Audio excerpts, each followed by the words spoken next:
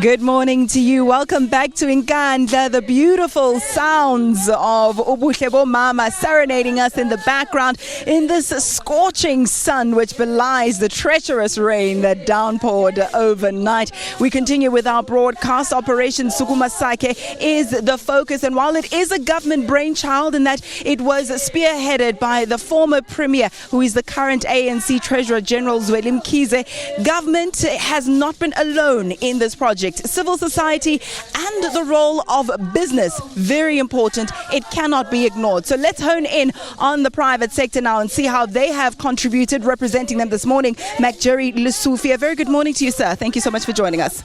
Good morning. Let's talk a little bit about the importance of the private sector, business in particular, in projects such as Operation Sukuma Sakhe.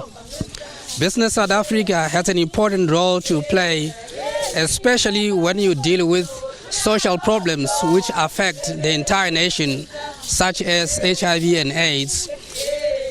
For example, we as Toyota South Africa have partnered with the government of KwaZulu-Natal to come up with a customized vehicle which will be able to assist the community workers to be able to take service delivery to the people wherever they are in all corners of our rural communities.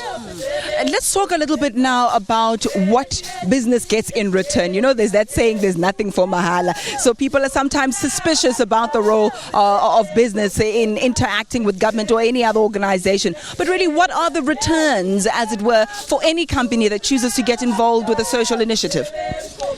Business South Africa does not operate in isolation. It exists with the communities around where their operations are situated.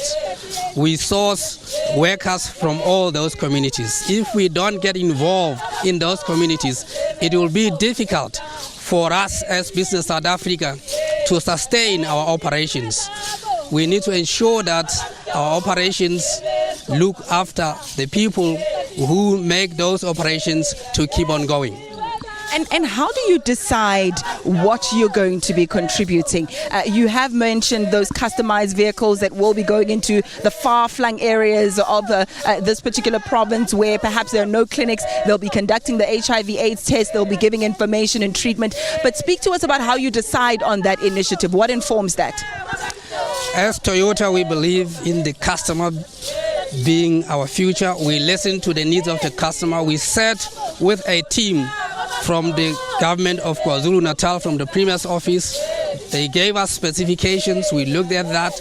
Based on that, then we designed this customized vehicle, which will then enable the community workers to be able to take HIV and AIDS testing, the material for education on HIV and AIDS, to be able to give also certain HIV and AIDS related medication to the communities where they are situated.